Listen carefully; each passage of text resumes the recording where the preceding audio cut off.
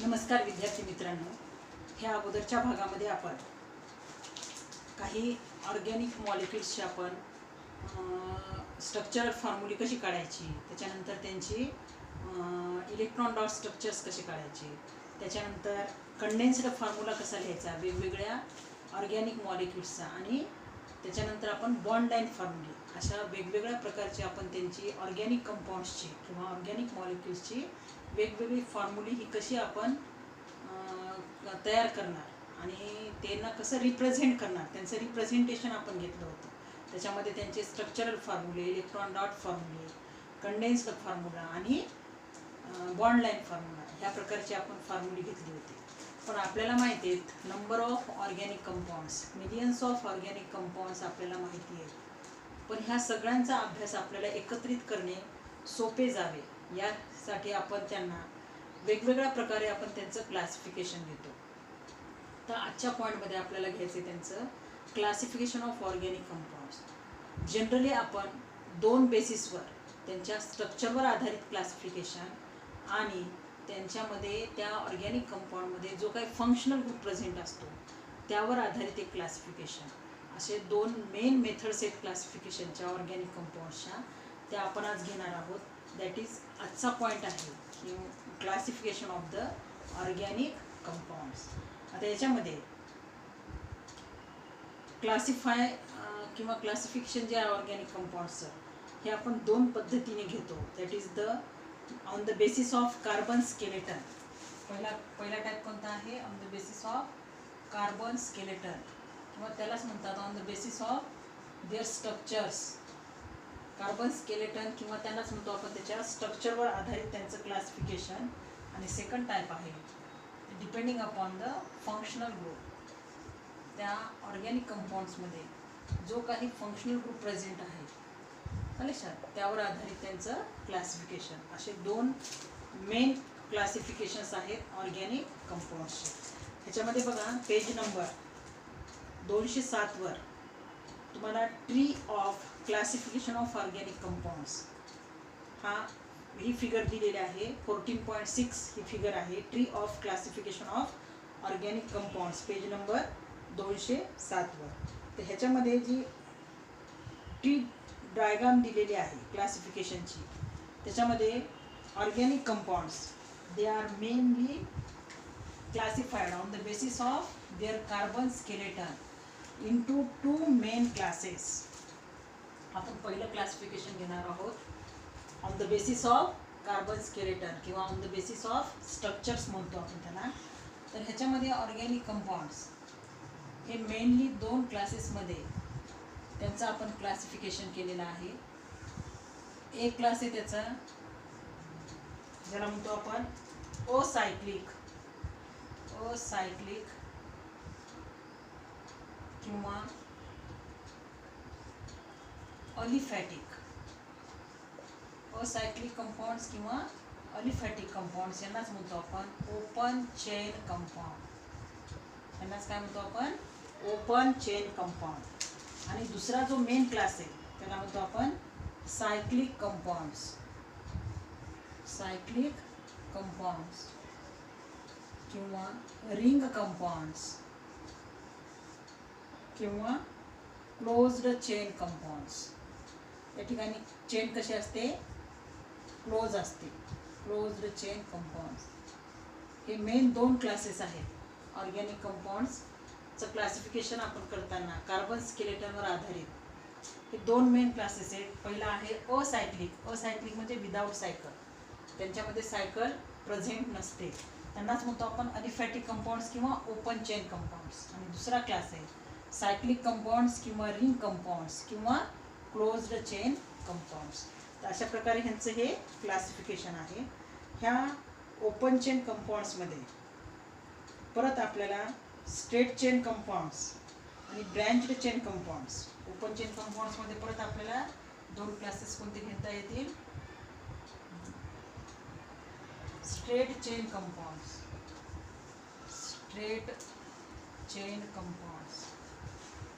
किंवा ह्यांनाच म्हणतो आपण अनब्रँच्ड कंपाऊंड्स, यांच्यात ब्रँचेस नसतात. स्ट्रेट चेन कंपाऊंड किंवा अनब्रँच्ड कंपाऊंड्स. आणि दुसरा टाईप आहे ब्रँच्ड कंपाऊंड्स, ब्रँच्ड चेन कंपाऊंड्स. आता हे तुम्हाला त्या टेबलमध्ये दिलेलं नाही, पण डिस्क्रिप्शनमध्ये तुम्हाला दिलेलं आहे. लक्षात, aliphatic compounds, these may be straight chain compounds or branched chain compounds. त्याच्यामध्ये दोन टाइप्स असतात, स्ट्रेट चेन कंपाऊंड्स किंवा ब्रँच्ड चेन कंपाऊंड्स. आता याच्यामध्ये सायक्लिक कंपाऊंड्सचे परत तुम्हाला क्लासेस दिलेले आहेत बघा, होमोसायक्लिक आणि हेटेरोसायक्लिक कंपाऊंड्स. लक्षात.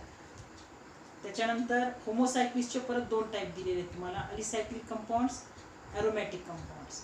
ॲरोमॅटिकचे परत टाईप दिलेले आहेत, benzenoid aromatic compounds, non benzenoid aromatic compounds. आणि हेटेरोसायक्लिकचे परत दोन टाईप दिलेले आहेत, हेटेरोसायक्लिक ॲरोमॅटिक कंपाऊंड्स आणि हेटेरोसायक्लिक नॉन ॲरोमॅटिक कंपाऊंड्स. तर हा सायक्लिक कंपाऊंड किंवा क्लोज्ड चेन कंपाऊंडचा जो भाग आहे त्याच्यात हे सायक्लिक कंपाऊंड्स. लक्षात, हे लक्षात आलं का? त्यांचं स्ट्रेट चेन कंपाऊंड्स आणि ब्रँच्ड चेन कंपाऊंड्स असे परत दोन टाईप आहेत. तर ह्या सायक्लिक कंपाऊंडमध्ये सायक्लिक कंपाऊंड्सचे मेन दोन टाईप आहेत. कोणते टाईप आहेत हे? Cyclic compounds they are further classified into two classes, homocyclic compounds किंवा त्यालाच म्हणतात कार्बोसायक्लिक कंपाऊंड्स. म्हणजे सायकल ही कार्बन ॲटम्सने बनलेली असते, कार्बोसायक्लिक कंपाऊंड्स. लक्षात, होमोसायक्लिक और कार्बोसायक्लिक कंपाऊंड. आणि दुसरं आहे हेटेरोसायक्लिक कंपाऊंड्स, हेटेरोसायक्लिक कंपाऊंड्स. आता हे होमोसायक्लिक किंवा कार्बोसायक्लिक कंपाऊंड जे आहेत परत दोन टाईपचे आहेत. कोणकोणते आहेत? अलिसायक्लिक कंपाऊंड्स अँड ॲरोमॅटिक कंपाऊंड्स. बरोबर. आणि ह्या ॲरोमॅटिकचे परत दोन टाईप आहेत, बेन्झेनॉइड ॲरोमॅटिक आणि नॉन बेन्झेनॉइड ॲरोमॅटिक. तसं हेटेरोसायक्लिकचे परत दोन टाईप आहेत, हेटेरोसायक्लिक ॲरोमॅटिक आणि हेटेरोसायक्लिक नॉन ॲरोमॅटिक. लक्षात. तर असे आपल्याला यांचे क्लासेस घ्यायचे. त्याच्यामध्ये आपण फर्स्ट पाहूया, पहिलं क्लासिफिकेशन जे आहे अलिसायक्लिक किंवा अलिफॅटिक कंपाऊंड्स किंवा ओपन चेन कंपाऊंड्स. लक्षात, ऑर्गॅनिक कंपाऊंड्सचे आपण क्लासिफिकेशन केलेलं आहे depending upon the carbon skeleton. त्याचं पहिलं क्लासिफिकेशन कोणतं आहे? ओपन चेन कंपाऊंड्स किंवा अलिफॅटिक कंपाऊंड्स किंवा असायक्लिक कंपाऊंड्स, असायक्लिक, अलिफॅटिक किंवा open chain compound, open chain compounds.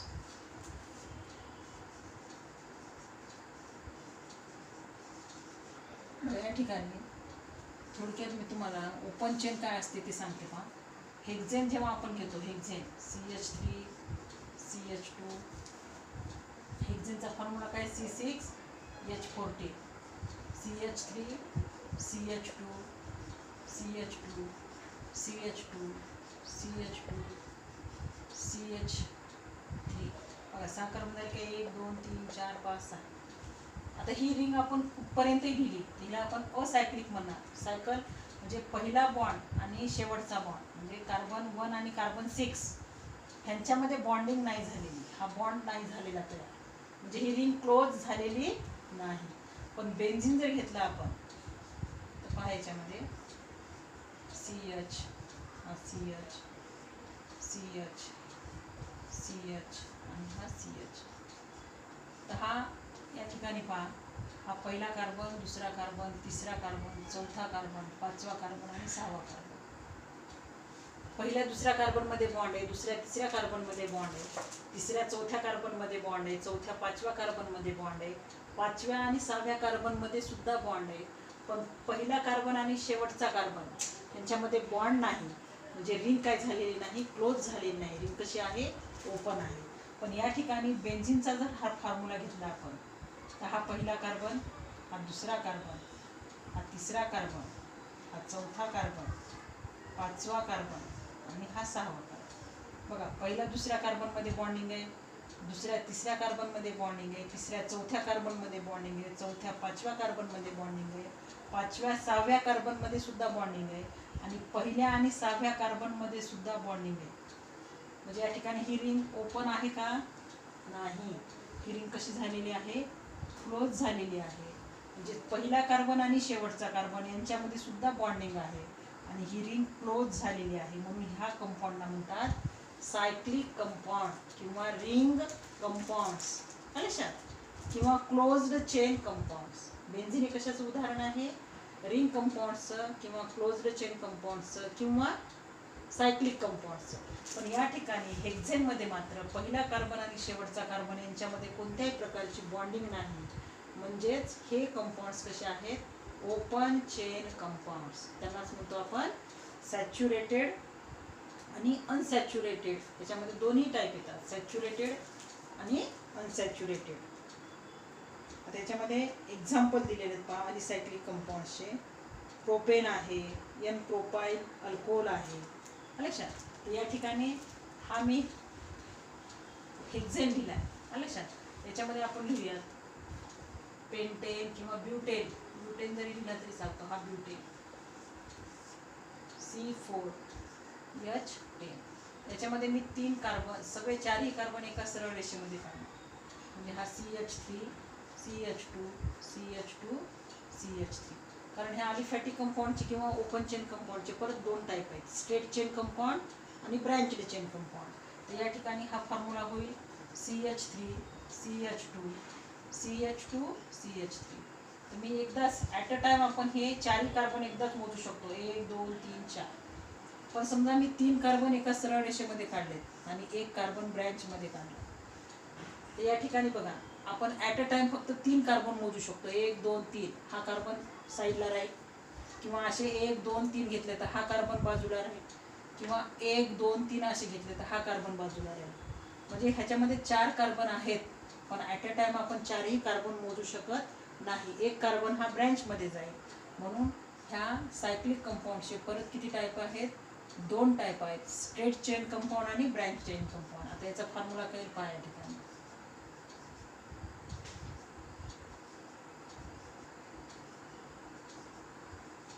हे ब्युटेनच आहेत दोन्हीही. दोघांमध्ये 4 कार्बन आहेत, 10 हायड्रोजन आहेत. बघा या ठिकाणी 3 2 7 5 7 8 9 10. या ठिकाणी 1 2 3 4 5 6 7 8 9 10. दोघांचा मॉलिक्युलर फॉर्म्युला सेम आहे, परंतु दोघांचे स्ट्रक्चर्स वेगवेगळे आहेत, लक्षात. दोघांचं कार्बन स्केलेटन वेगवेगळं आहे. हे सगळे कार्बन एका सरळ रेषेमध्ये मोजू शकतो आपण. अशी सुद्धा तुम्ही अशी सुद्धा चेन घेऊ शकता. 1 2 3 4 मोजू शकतो आपण. एक इथून सुरू केल्यानंतर 1 2 3 4 पण येतो. इथं मात्र 1 2 3 हा चौथा बाजूला येतो किंवा 1 2 3 हा कार्बन बाजूला येतो किंवा 1 2 3 असं मोजलं तर हा कार्बन बाजूला येतो. मग त्याला म्हणायचं ब्रँच आहे तिथे, लक्षात. ह्यांना म्हणायचं स्ट्रेट चेन कंपाऊंड.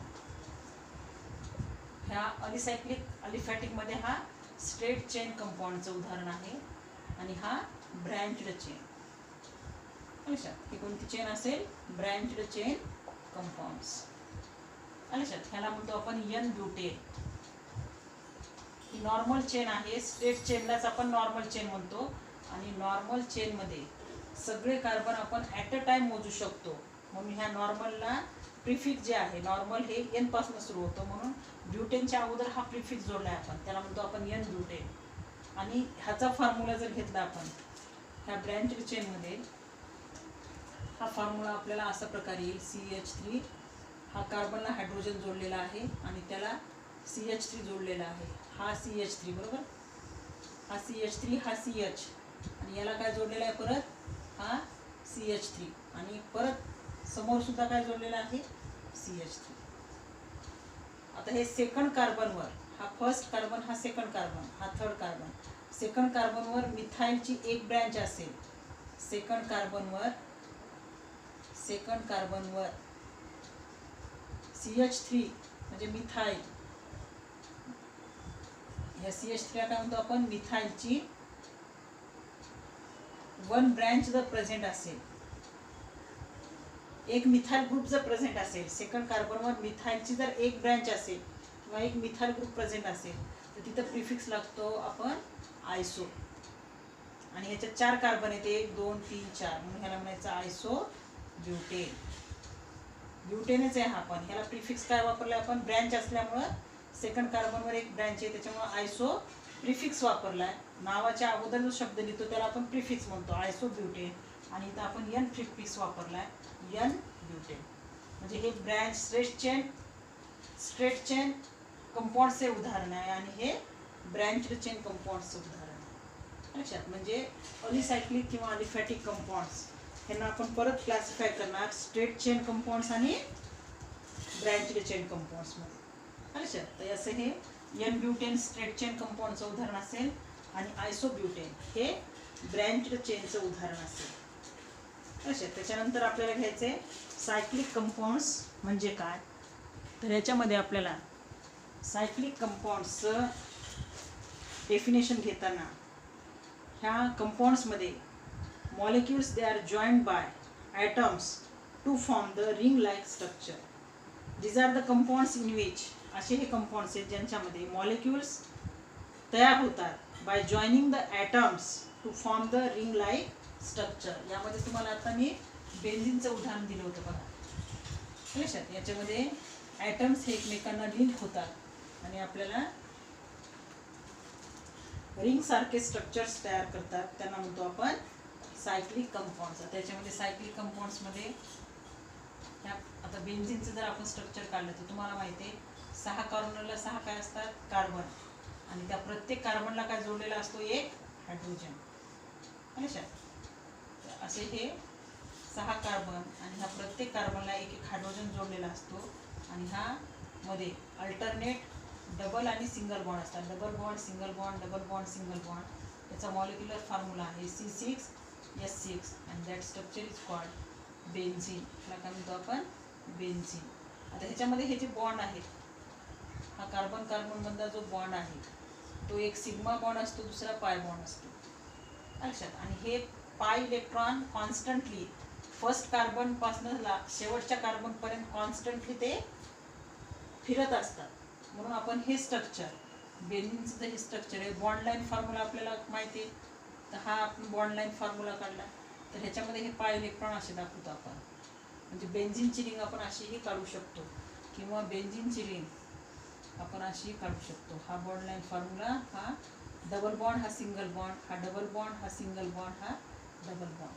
म्हणजे बॉन्ड लाईन फॉर्म्युल्यामध्ये आपण हा बॉन्ड लाईन फॉर्म्युला झाला आहे बेन्झीनचा, बरोबर. याच्यामध्ये कार्बन आणि हायड्रोजन आपण रिप्रेझेंट केलेले नाहीत.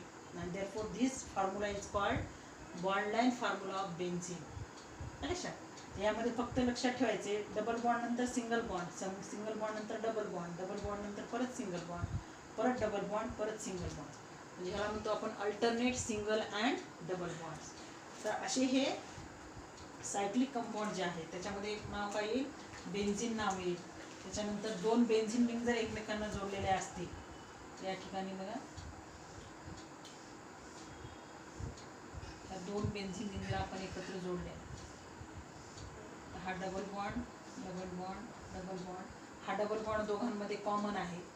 या ठिकाणी डबल बॉन्ड आहे, या ठिकाणी डबल बॉन्ड. लक्षात, परत सिंगल, परत डबल, परत सिंगल, परत डबल, परत सिंगल. दिस 2 बेन्झीन रिंग जर जोडलेले असतील, दॅट इज कॉल्ड नॅफ्थॅलिन. ह्या सायक्लिक कंपाऊंडला काय म्हणतो आपण, नॅफ्थॅलिन. त्याच्यामध्ये बघा सायकल कशी आहे, क्लोज आहे. लक्षात, त्याच्यामध्ये ओपन कंपाऊंड्स हे नाहीत. This compounds are formed by the joining atoms to form the ring like structures. अशा रिंग्स तयार होतात, त्यांना म्हणतो आपण सायक्लिक कंपाऊंड्स. पण ह्या सायक्लिक कंपाऊंड्समध्ये आपल्याला 2 टाईप्सचे कंपाऊंड्स घ्यायचे, होमोसायक्लिक कंपाऊंड्स अँड हेटेरोसायक्लिक कंपाऊंड्स. त्याच्यामध्ये कोणता कंपाऊंड आहे, होमोसायक्लिक कंपाऊंड्स. सुरुवातीला घेतो आपण होमोसायक्लिक कंपाऊंड्स किंवा त्यांनाच म्हणतात कार्बोसायक्लिक कंपाऊंड्स. कार्बोसायक्लिक कंपाऊंड्स. होमो म्हणजे काय, सेम. होमोचा मिनिंग काय आहे, सेम. जी रिंग तयार होते ती सारख्याच ॲटम पासून बनलेली असते, एक प्रकारच्याच ॲटम पासून. बेन्झीन मध्ये रिंग कशापासून बनलेली आहे, कार्बनचे ॲटम आहे त्याच्यात, बरोबर. कार्बनचे ॲटम एकमेकांना लिंक होऊन बेन्झीनची रिंग बनलेली आहे, बरोबर. आता घेतलं ना आपण बेन्झीनचं स्ट्रक्चर, तर याच्यामध्ये ही रिंग जी आहे ही रिंग बनलेली हेक्झागोनल रिंग, ह्याला काय म्हणतो आपण, षटकोनी रिंग ही जी बनलेली आहे ही, ह्या रिंगमध्ये सगळे ॲटम्स सेम आहेत आणि ते सगळे ॲटम्स सेम म्हणजे कशाचे आहेत, कार्बनचे ॲटम आहेत. म्हणून ह्या होमोसायक्लिक कंपाऊंड्सलाच काय म्हणतो आपण, कार्बोसायक्लिक कंपाऊंड्स. कारण सायकल ही कशापासून बनलेली आहे, कार्बनच्या ॲटमपासून बनलेली आहे. म्हणजेच हे ॲटम्स कसे आहेत, होमो म्हणजे सेम ॲटम्स आहेत, कार्बनचेच ॲटम्स आहेत, लक्षात. म्हणून त्यांना आपण म्हणतो होमोसायक्लिक कंपाऊंड्स किंवा कार्बोसायक्लिक कंपाऊंड्स. आता याच्यामध्ये त्या होमोसायक्लिक कंपाऊंड्समध्ये ह्याच्यामध्ये आपल्याला डेफिनेशन कशी घेता येईल मग, the compounds in which the ring is made up of only carbon atoms. Homocyclic compounds किंवा कार्बोसायक्लिक कंपाऊंड्समध्ये रिंग ही फक्त आणि फक्त कार्बन ॲटम्सपासून बनलेली असते. हे सगळे ॲटम्स कोणते आहेत, कार्बनचे ॲटम्स, यांच्यापासून रिंग बनलेली असते. म्हणून ह्यांना म्हणतो आपण होमोसायक्लिक किंवा carbocyclic compounds. Carbon is an essential atom in any organic molecule. आपल्याला माहिती आहे ऑर्गॅनिक कंपाऊंडची स्टडी म्हणजे काय करतो आपण, कार्बन कंटेनिंग कंपाऊंडची स्टडी करतो. One or more hydrogen atoms are present in most of the organic molecules. All other atoms that are found in organic molecules are called heteroatoms. परंतु कार्बन आणि हायड्रोजनच्या व्यतिरिक्त आणखीन काही ऑर्गॅनिक कंपाऊंड्स पासून हे आणखीन काही एलिमेंट्स पासून हे ऑर्गॅनिक कंपाऊंड्स बनलेले असतात, त्यांना म्हणतो आपण हेटेरोॲटम्स. जनरली ऑर्गॅनिक कंपाऊंड्समध्ये कार्बनला अटॅच असणारे कोणते असतात ॲटम्स, हायड्रोजनचे ॲटम्स. पण हे कार्बन हायड्रोजनचे ॲटम्स सोडून ऑर्गॅनिक कंपाऊंड्समध्ये काही अदरसुद्धा ॲटम्स प्रेझेंट असतात. त्या ॲटम्सला म्हणतो आपण heteroatoms. Which atoms another than the carbon and hydrogen, जे की वेगळे आहेत, different from carbon and hydrogen. Carbon हायड्रोजनला सोडून बाकीच्या जे एलिमेंट्स ह्यांच्यामध्ये प्रेझेंट असतात किंवा बाकीच्या एलिमेंट्सचे ॲटम्स जर ऑर्गॅनिक कंपाऊंड्समध्ये प्रेझेंट असतील तर त्यांना कोणते ॲटम्स म्हणतात, हेटेरोॲटम्स. याच्यामध्ये ऑक्सिजन येईल, नायट्रोजन येईल, सल्फर येईल, लक्षात. याच्यामध्ये ह्या टाईपचे हेटेरोॲटम्स प्रेझेंट असतात. ऑक्सिजन, नायट्रोजन, सल्फर यासारखे ॲटम्ससुद्धा ऑर्गॅनिक कंपाऊंड्समध्ये प्रेझेंट असतात. परंतु या ॲटम्सला काय म्हणतो आपण, हेटेरोॲटम्स. आणि अशा ह्या कार्बनच्या व्यतिरिक्त समजा या ठिकाणी एक एलिमेंट घेतला आपण नायट्रोजन, लक्षात. ही चेन कार्बन पासून बनलेली आहे, पण त्याच्या ॲडिशनमध्ये आणखीन एक कोणता ॲटम घेतला आपण, हेटेरोॲटम. तर अशा सायक्लिक कंपाऊंड्सला म्हणतो आपण हेटेरोसायक्लिक कंपाऊंड्स. होमोसायक्लिक लक्षात आलं. होमोसायक्लिक कंपाऊंड्स म्हणजे रिंग ही फक्त आणि फक्त कार्बन ॲटम्सपासून बनलेली असते. पण आपल्याला माहिती आहे काही ऑर्गॅनिक कंपाऊंड्समध्ये कार्बन आणि हायड्रोजनच्या व्यतिरिक्त दुसरे सुद्धा ॲटम्स प्रेझेंट असतात. ते असू शकतात ऑक्सिजन, नायट्रोजन, सल्फर, लक्षात. मग आता ह्या रिंगमध्ये कार्बन 5 आहेत आणि एक ॲटम कोणता आहे, नायट्रोजन. म्हणजे आता ही रिंग फक्त कार्बन ॲटमपासून बनलेली आहे का, सारख्या एलिमेंट्स सारख्या ॲटम्सपासून बनलेली आहे का, किंवा कार्बन ॲटम्सपासून बनलेली आहे का, नाही. तर कार्बनच्या व्यतिरिक्त तिथे एक हेटेरो ॲटम प्रेझेंट आहे. म्हणून अशा सायक्लिक ऑर्गॅनिक कंपाऊंड्सला ज्यांच्यामध्ये कार्बन आणि हायड्रोजनच्या व्यतिरिक्त दुसरा एखादा हेटेरो ॲटम प्रेझेंट असतो, अशा ऑर्गॅनिक कंपाऊंड्सला, अशा सायक्लिक ऑर्गॅनिक कंपाऊंड्सला आपण म्हणतो हेटेरोसायक्लिक कंपाऊंड्स. कारण त्यांच्यामध्ये हेटेरो ॲटम्स प्रेझेंट असतात, like oxygen, nitrogen and sulphur. The cyclic compounds in which the ring includes one or more hetero atoms. रिंगमध्ये एक किंवा एकपेक्षा जास्त हेटेरो ॲटम्स प्रेझेंट असतील, like oxygen, nitrogen and sulphur, that organic compounds are called heterocyclic compounds. आणि त्याच्यामध्ये हे जे उदाहरण आहे, लक्षात, हे उदाहरण आहे पिरिडीनचं. त्याला काय म्हणायचं, पिरिडीन. आता याचं सायक्लिक स्ट्रक्चर काढायचं असेल तर आपल्याला ह्याचं सायक्लिक स्ट्रक्चर काढता येते. Double bond, single bond, double bond, single bond, double bond. नायट्रोजनच्या भोवती 3 बॉन्ड असतात आहेत आणि या ठिकाणी कार्बन आहे. कार्बनच्या शेजारी त्या प्रत्येक कार्बनला एक हायड्रोजन जोडलेला असतो. हे 3 बॉन्ड कार्बनचे आणि त्याला एक हायड्रोजन. या ठिकाणी कार्बन आहे आणि त्याची एक व्हॅलेन्सी शिल्लक आहे, म्हणजे इथे काय जोडलेलं आहे, हायड्रोजन. या ठिकाणी बघा कार्बनला हायड्रोजन आहे का, आणि ह्या नायट्रोजनच्या शेजारी 3 बॉन्ड आहेत. नायट्रोजनला आपण H या ठिकाणी अटॅच करणार नाही, कारण नायट्रोजनची व्हॅलेन्सी किती असते, 3. लक्षात. ह्या ठिकाणी हे त्याचं बॉन्ड फॉर्म्युला असेल। या ठिकाणी ह्याला म्हणतो आपण पिरिडीन। मग पिरिडीनमध्ये हेटेरो ॲटम कोणता आहे? नायट्रोजन।